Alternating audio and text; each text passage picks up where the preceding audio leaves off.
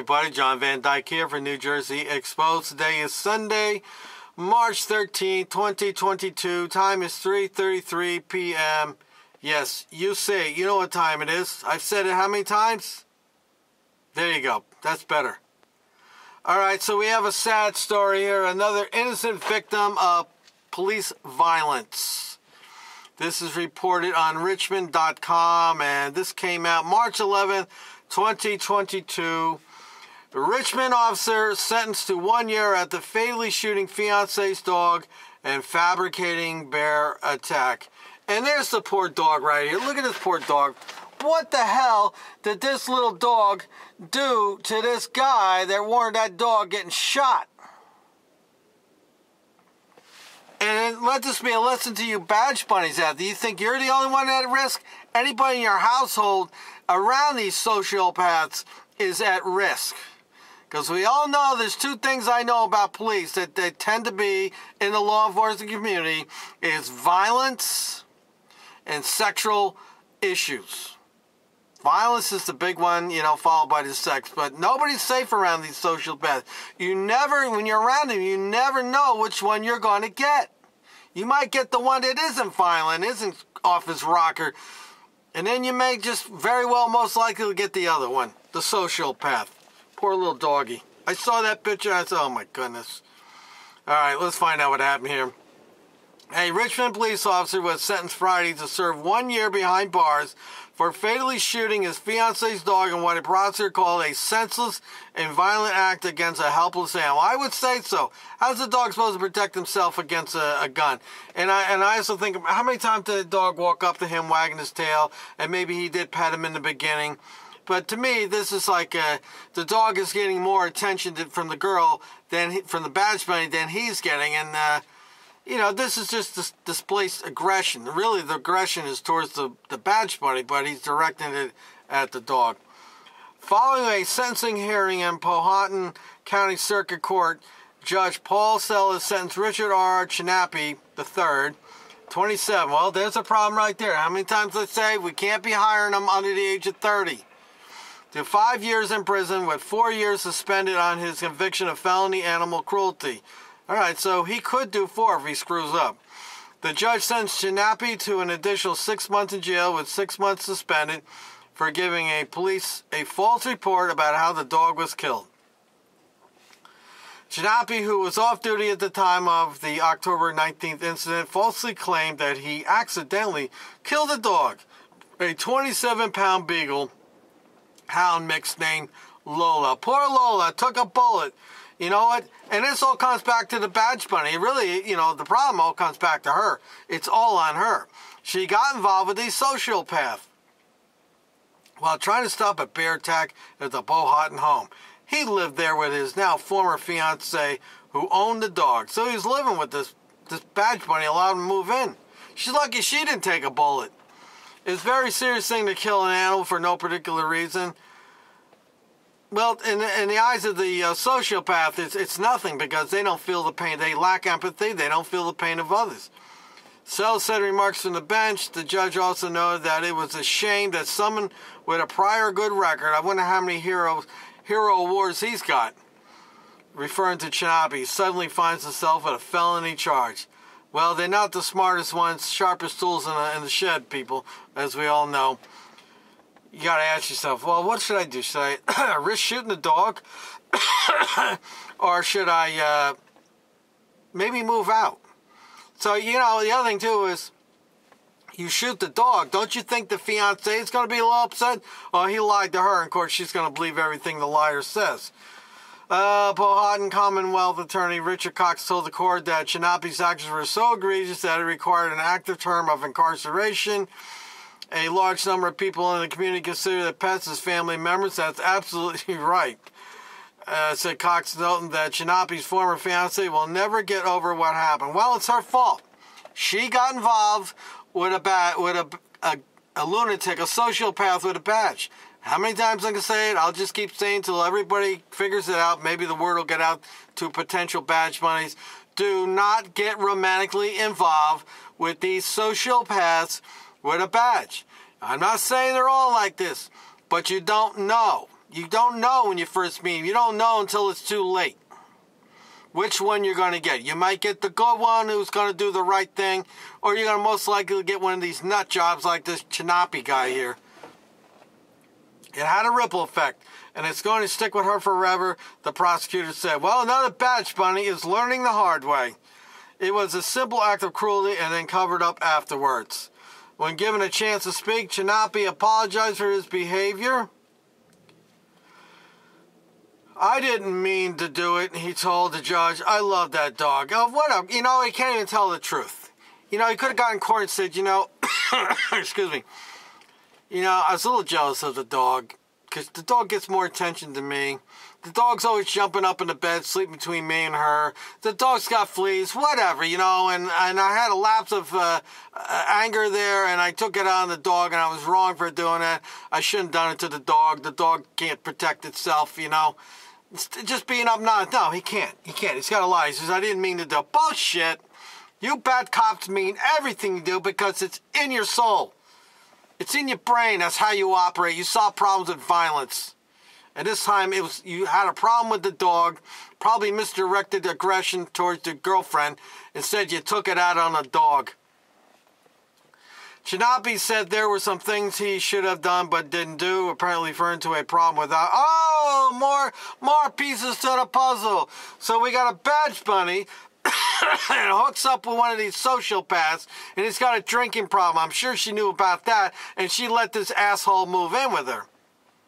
His attorney, Mark Bong, informed the court that his client has been... Oh, here we go. Here we go. Get ready. Mark Bong informed the court that his client has been undergoing substance abuse treatment. Well, if he has a substance abuse problem, why is he a cop?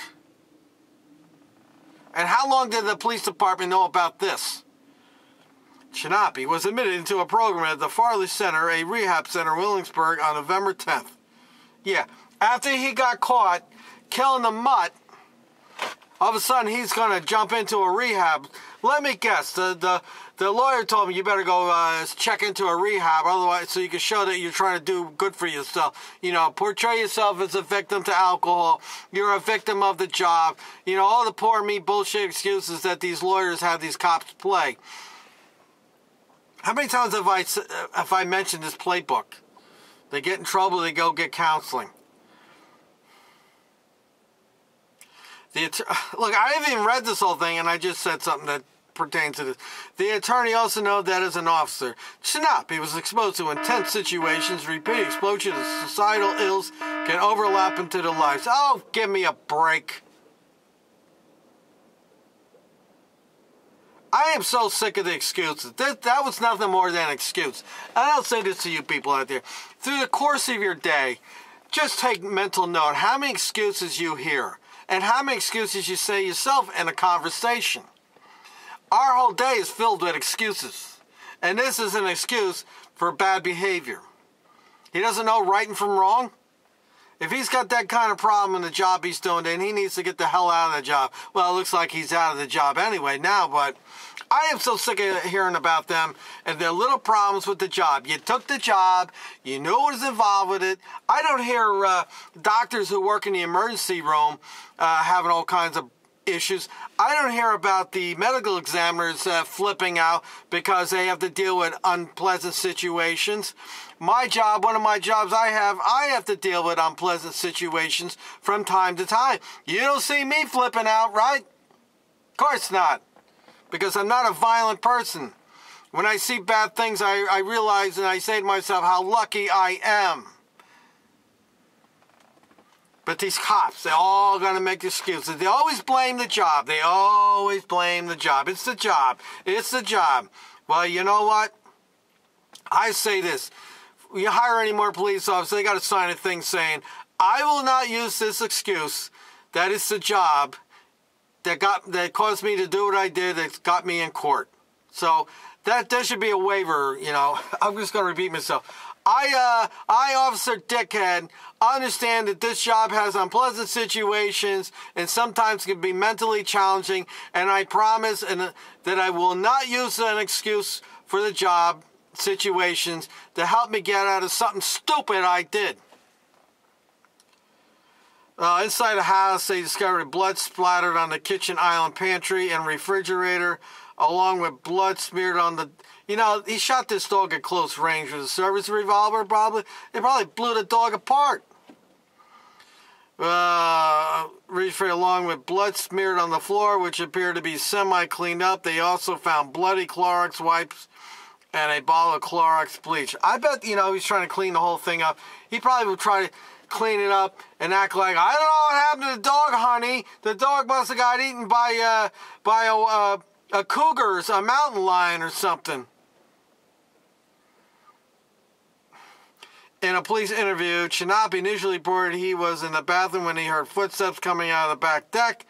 He said that when his dog began barking and acting crazy, he soon realized a bear had entered the house.